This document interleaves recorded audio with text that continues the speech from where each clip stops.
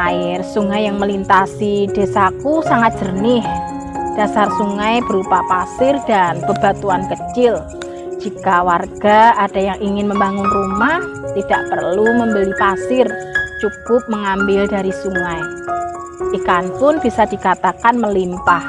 Berbagai jenis ikan air tawar hidup di perairan sungai di desaku, seperti ikan gabus, gurami, udang, dan sebagainya.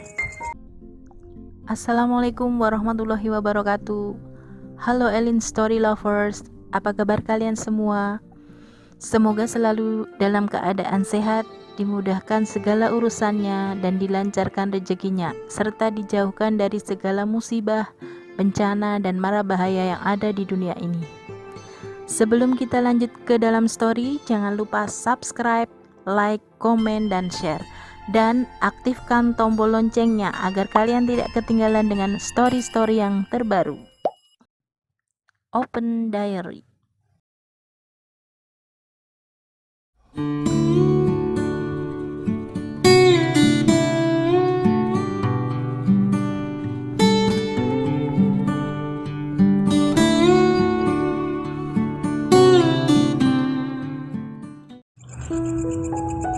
Assalamualaikum warahmatullahi wabarakatuh. Halo Elin Story Lovers, apa kabar kalian hari ini? Pada kesempatan kali ini saya akan membawakan sebuah kisah yang dikirim oleh Mas Suharjo di Kebumen, Jawa Tengah. Perkenalkan, namaku Suharjo.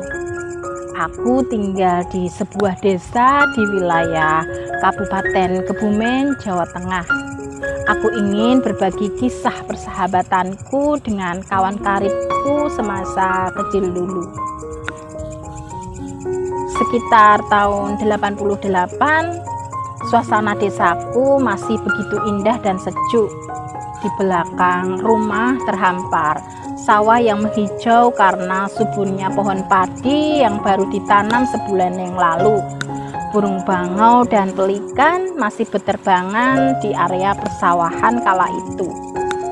Adalah Samijan, sahabat karibku.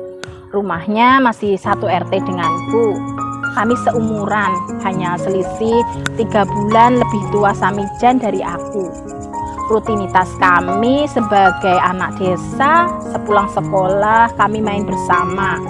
Saat itu kami baru duduk di bangku kelas 5 sekolah dasar. Air sungai yang melintasi desaku sangat jernih. Dasar sungai berupa pasir dan bebatuan kecil. Jika warga ada yang ingin membangun rumah, tidak perlu membeli pasir, cukup mengambil dari sungai.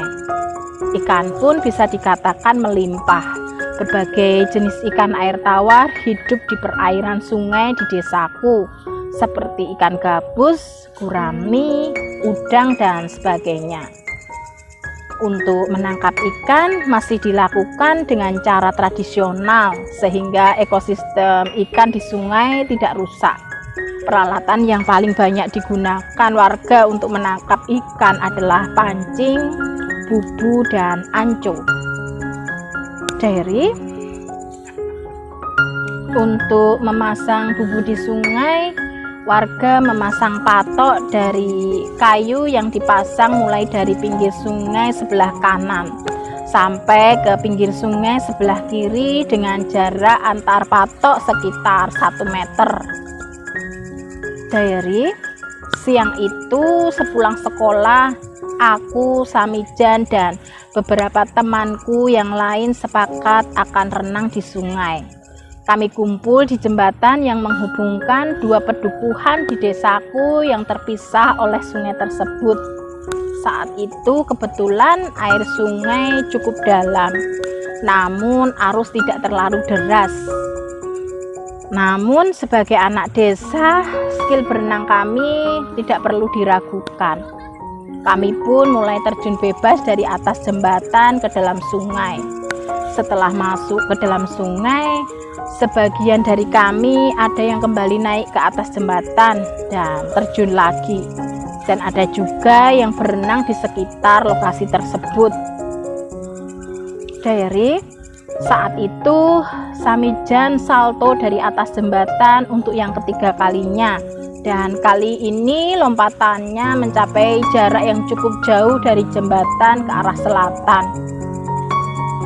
Namun setelah beberapa saat terjun ke dalam air, Samijan tidak juga muncul ke permukaan.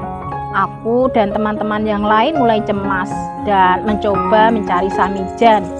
Beberapa teman yang lain memanggil-manggil namanya. Akhirnya Amir, salah satu temanku yang ikut renang, memutuskan minta bantuan warga desa. Tak berapa lama kemudian beberapa warga berdatangan, termasuk orang tua Samijan. Beberapa pemuda desa mulai menyelam ke dalam sungai untuk mencari Samijan. Dari sekitar 30 menit pencarian, seorang pemuda muncul ke permukaan membawa tubuh Samijan. Kami pun sontak kaget melihat kondisi tubuh Samijan yang terlihat lemas dan sudah tidak bernyawa. Ada memar di bagian ulu hati Samijan. Sepertinya saat terjun ke sungai, tubuh Samijan menghantam patok kayu yang biasa dipakai warga untuk memasang bubu. Sebenarnya patok itu berada agak jauh dari jembatan. Namun sepertinya saat salto yang terakhir, lompatan Samijan sampai ke area patok tersebut. Umur manusia memang tidak ada yang tahu. Demikian juga dengan Samijan, diambil oleh sang pemilik hidup di saat masih anak-anak. Selamat jalan kawan, semoga kamu tenang di alam sana.